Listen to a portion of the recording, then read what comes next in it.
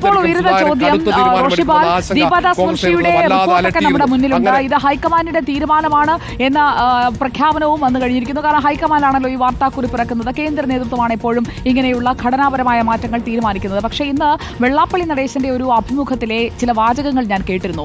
Vellappally നടേശനോട് K സുധാകരനെ മാറ്റാൻ ശ്രമിക്കുന്നത് ആരായിരിക്കുമെന്ന് മാധ്യമപ്രവർത്തകൻ ചോദിക്കുമ്പോൾ പറയുന്നത് വി ഡി സതീശനുമായിട്ടാണല്ലോ കെ സുധാകരൻ എപ്പോഴും കൊമ്പ് കോർക്കുന്നത്. അങ്ങനെ പറഞ്ഞൊഴിയുന്ന വെള്ളാപ്പള്ളി നടേശൻ അടക്കമുള്ള ആളുകൾ കെ സുധാകരനെ മാറ്റിയതിന് പിന്നാലെ കെ സുധാകരനെ KPCC അധ്യക്ഷ സ്ഥാനത്ത് നിന്ന് നിലമ്പൂർ ഉപതെരഞ്ഞെടുപ്പിന് മുൻപ് മാറ്റാൻ ശ്രമിച്ചത് ആരാണ് എന്ന ചോദ്യത്തിന് ഉത്തരം തേടിപ്പോകില്ലേ? അതൊരു വിഭാഗീയതയിലേക്കല്ലേ പാർട്ടിയെ കൊണ്ടുപോകുന്നത്?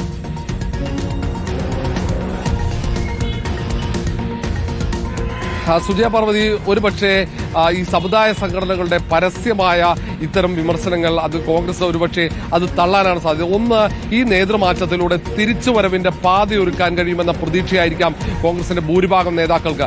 ഇനി വീണ്ടും ഒരു വിഴുപ്പൽക്കലിന് കോൺഗ്രസിന്റെ നേതാക്കൾ തയ്യാറാകില്ല എന്നതാണ് ഏറ്റവും പ്രധാനപ്പെട്ട. ഒരുപക്ഷെ സുധാകരനെ അനുകൂലിക്കുന്നവർ സാമൂഹ്യ മാധ്യമങ്ങളിലൂടെ ഒരുപക്ഷെ പരസ്യമായൊക്കെ വെല്ലുവിളികൾ ഉയർത്തിയാൽ എന്നത് മാറ്റി നിർത്തി കഴിഞ്ഞാൽ മറ്റുള്ള നേതാക്കളൊക്കെ തൽക്കാലത്തേക്ക് മൗനം പാലിക്കും. കാരണം സണ്ണി ജോസഫ് ഏറ്റവും മുതിർന്ന നേതാവ് തന്നെയാണ്. നേരത്തെ പറഞ്ഞതുപോലെ മുൻ DCC അധ്യക്ഷൻ, അതിനപ്പുറത്തേക്ക് വലിയ പരിചയ സമ്പത്തുള്ള ഒരു നിയമസഭാ സാമാജികനാണ്, അഭിഭാഷകനാണ്. അതൊക്കെ കൊണ്ട് സണ്ണി ജോസഫിനെ അവർ മാത്രമല്ലല്ലോ റോഷിബാൽ, സണ്ണി ജോസഫിന്റെ പ്രവർത്തന പാരമ്പര്യം, അദ്ദേഹം കണ്ണൂർ ജില്ലയുടെ ചുമതല UDFന്റെ അടക്കം വഹിക്കുന്നു. അങ്ങനെ അദ്ദേഹത്തിന് പ്രവർത്തന പാരമ്പര്യം നന്നായുള്ള നേതാവാണ്. കെ സുധാകരനുമായി അടുപ്പമുള്ള നേതാവാണ്. അതോടൊപ്പം തന്നെ സഭയും പറഞ്ഞിരുന്നില്ലേ സണ്ണി ജോസഫിന്റെ പേര് ആന്റണിക്കൊപ്പം?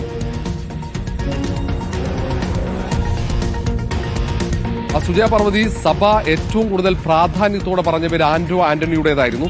അതിനൊപ്പം സണ്ണി ജോസഫിന്റെ പേര് കൂടെ ഉണ്ടായിരുന്നു അതിൽ എന്നതാണ്. സണ്ണി ജോസഫിന്റെ തലശ്ശേരിയിൽ നിന്നും ബിഷപ്പ് പറഞ്ഞത് മാറ്റി നിർത്തിയാൽ കത്തോലിക്ക സഭയ്ക്ക് ഏറ്റവും കൂടുതൽ താല്പര്യമുണ്ടായിരുന്നത് ആന്റണിക്കാണ്. മാത്രവുമല്ല KC വേണുഗോപാലുമായി ഏറെ ആഭിമുഖ്യമുള്ള കോൺഗ്രസിനകത്തെ ഒരു നേതാവ് കൂടിയാണ് ആന്റണി.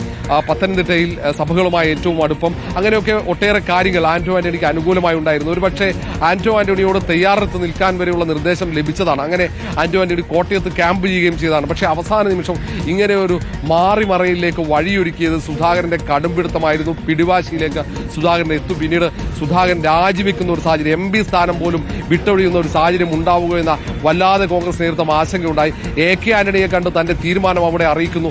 അങ്ങനെ K മുരളീധരനെ കാണുന്നു, VM സുധീരനുമായി സംസാരിക്കുന്നു. ഏറ്റവും മുതിർന്ന നേതാക്കൾക്കൊക്കെ കൃത്യമായ ഒരു മുന്നറിയിപ്പ് K സുധാകരനും സുധാകരപക്ഷവും നൽകുന്നതിന് പിന്നാലെയാണ് വീണ്ടും ഒരു ചിന്ത പലയിടങ്ങളിലും നമ്മൾ കാണുന്നുണ്ടല്ലോ. K സുധാകരൻ തുടരട്ടെ എന്ന് പറയുന്നു.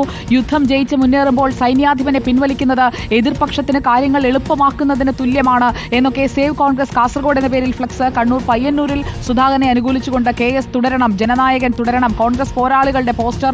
അങ്ങനെ പല രീതിയിൽ KSU, യൂത്ത് കോൺഗ്രസ് ഇവരൊക്കെ K സുധാകരനെ മാറ്റുന്നത് സംബന്ധിച്ച് പലവിധ പ്രതികരണങ്ങളുമായി രംഗത്ത് വന്നതാണ്. അണികളെ, പോഷക സംഘടനകളെയൊക്കെ തൃപ്തിപ്പെടുത്തുന്ന ഒരു മറുപടി ഈ മാറ്റത്തെക്കുറിച്ച് നേതൃത്വം നൽകുമോ റോഷിബാൽ?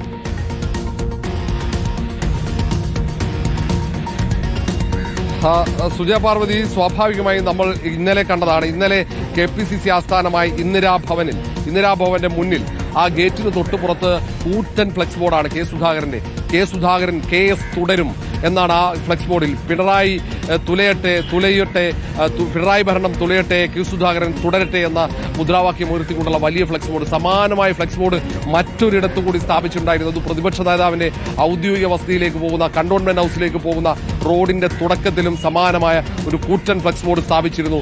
KSUവിന്റെയും യൂത്ത് കോൺഗ്രസിന്റെയും പേരിലാണ് അത്തരം ഫ്ലെക്സ് ബോർഡുകൾ അവിടെ സ്ഥാപിക്കപ്പെട്ടത് എന്നതാണ് പ്രധാനപ്പെട്ട കാര്യം. സ്വാഭാവികമായും സുധാകരന്റെ അനുയായികൾ, സുധാകരനെ അനുകൂലിക്കുന്നവർ പൊട്ടിത്തെറിക്കും. അത് വൈകാരികമായി തന്നെയായിരുന്നു ഇത്തരം കാര്യങ്ങളെ അവർ കാണുക എന്നത് കോൺഗ്രസ് ഹൈക്കമാൻഡ് കണ്ടു.